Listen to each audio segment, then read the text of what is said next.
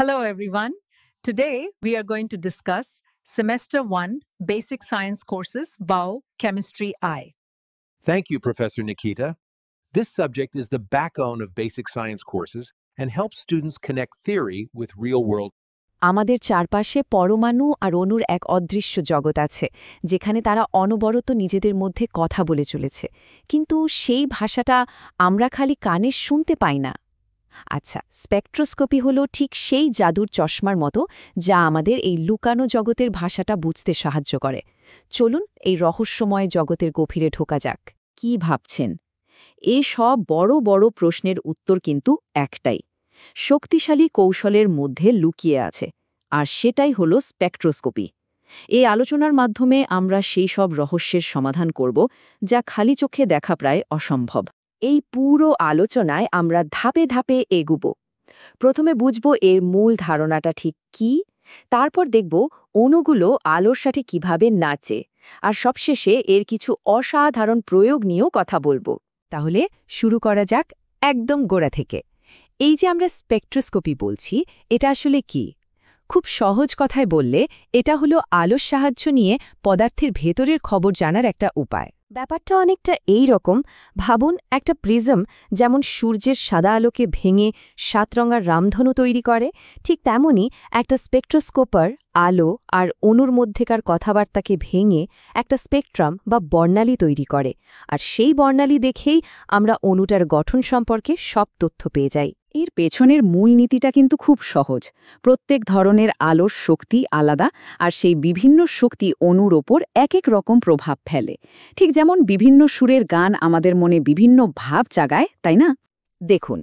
তড়িৎ চুম্বকীয় বর্ণালীর প্রত্যেকটা অংশই অণুর সাথে আলাদাভাবে কথা বলে যেমন ধরুন কম শক্তির রেডিও তরঙ্গ নিউক্লিয়াসের স্পিন পাল্টায় মাইক্রোওয়েভ অণুকে বনবন করে ঘোরায় ইনফ্রারেড অণুর বাঁধনকে কাঁপিয়ে তোলে আর সবচেয়ে শক্তিশালী দৃশ্যমান বা অতিবেগুনি রশ্মি ইলেকট্রনকে এক স্তর থেকে অন্য স্তরে লাফ দিতে বাধ্য করে আসল কথাটা হলো একটা অণু ঠিক ততটাই শক্তি শোষণ করে যতটা তার অবস্থার পরিবর্তন ঘটাতে প্রয়োজন এর চেয়ে কমও না বেশিও না এটাই হলো স্পেকট্রোস্কোপির মূল ভিত্তি অণুগুলো কিন্তু একদম স্থির হয়ে বসে থাকে না ওরা অনবরত ঘুরছে আর কাঁপছে যেন নিজেদের ছন্দে নেচে চলেছে চলুন এবার ওদের সেই নাচটা একটু কাছ থেকে দেখা যাক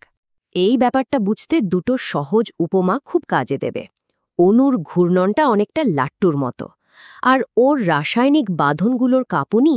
সেটা ঠিক যেন একটা সেতারের তারে সুর তোলার মতো এই ছবিগুলো দেখে হয়তো একটু জটিল মনে হচ্ছে কিন্তু এর মূল ধারণাটা খুবই সহজ দেখুন বাম দিকের ছবিতে দেখানো হয়েছে কিভাবে কম শক্তির মাইক্রোওয়েভ একটা অণুকে ঘোরায় যাকে আমরা বলছি ঘূর্ণন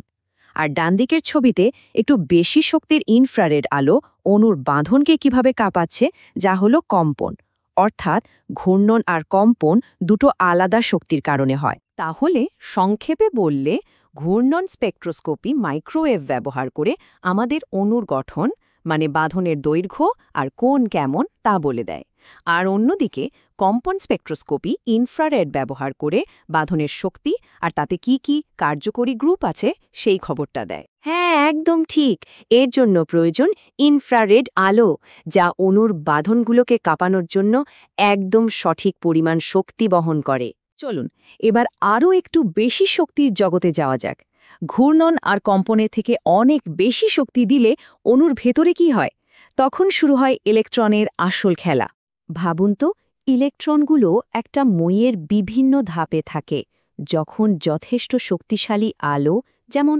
অতিবেগুনি বা দৃশ্যমান আলো এসে পড়ে তখন ইলেকট্রন সেই শক্তি শুষে নিয়ে এক লাফে ওপরের ধাপে চলে যায় আর এখান থেকেই আমরা বুঝতে পারি যে জিনিসপত্রের রং কেন হয় কোনো বস্তুর রং আসলে সেই রং যা বস্তুটি শোষণ করে না বরং ফিরিয়ে দেয় যেমন ধরুন একটা সবুজ পাতা সূর্যের আলোর লাল আর নীল অংশটা শুষে নেয় আর সবুজটাকে ফিরিয়ে দেয় তাই আমরা ওটাকে সবুজ দেখি উত্তরটা হলো ইলেকট্রন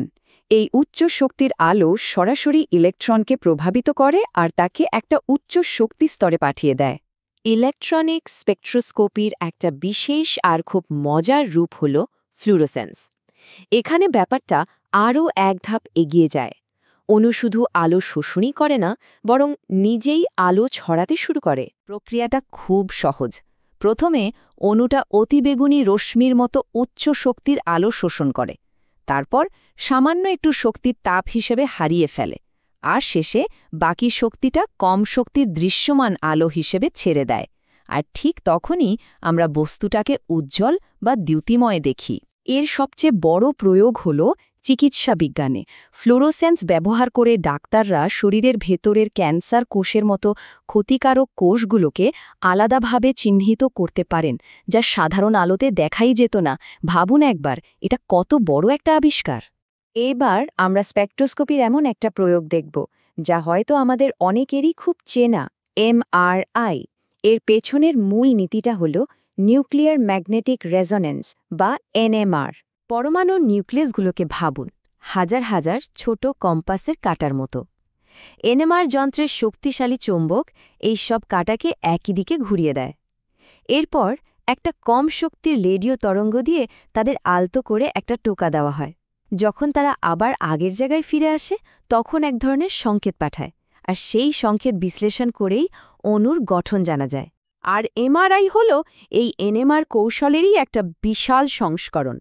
আমাদের শরীরে তো প্রচুর জল, মানে হাইড্রোজেন পরমাণু আছে। এমআরআই যন্ত্র এই হাইড্রোজেন পরমাণুগুলোর পাঠানোর সংকেত ব্যবহার করেই আমাদের শরীরের ভেতরের অঙ্গ-প্রত্যঙ্গের নিখুঁত ছবি তৈরি করে, কোনো রকম কাটাছেঁড়া ছাড়াই। এটা মনে রাখা খুব জরুরি যে এই শক্তিশালী চুম্বকের খেলায় নিউক্লিয়াসকে নাড়া দেওয়ার জন্য সবচেয়ে কম শক্তির বিকিরণ অর্থাৎ রেডিও তরঙ্গ ব্যবহার করা হয়। চলুন এতক্ষণ আমরা যা যা জানলাম তা একবার এক ঝলকে দেখে নেওয়া যাক, আর বোঝা যাক কেন এই জ্ঞানটা আমাদের জন্য এত জরুরি। তাহলে আমরা দেখলাম আলোর বিভিন্ন রূপ আমাদের হাতে এক একটা শক্তিশালী যন্ত্র তুলে দিয়েছে।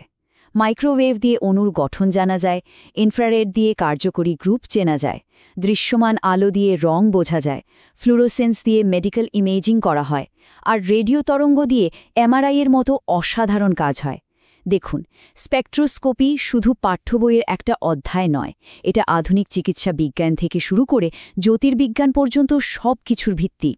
এই ভাষাটা শেখা মানে ভবিষ্যতে প্রযুক্তিগত উদ্ভাবনে অংশ নেওয়ার সুযোগ তৈরি হওয়া। নতুন ওষুধ ডিজাইন করা হোক বা অন্য গ্রহে প্রাণের সন্ধান, প্রকৃতির সাথে কথা বলার এ ক্ষমতা আমাদের হাতে অসীম সম্ভাবনা তুলে দিয়েছে। অণুরা তাদের গোপন কথা আলোর ভাষায় বলেই চলেছে। এখন প্রশ্ন হল, ভবিষ্যতে আমরা তাদের আরও কত গভীর রহস্যের সমাধান করতে পারব? উত্তরটা কিন্তু লুকিয়ে আছে আমাদের কৌতূহলের মধ্যেই।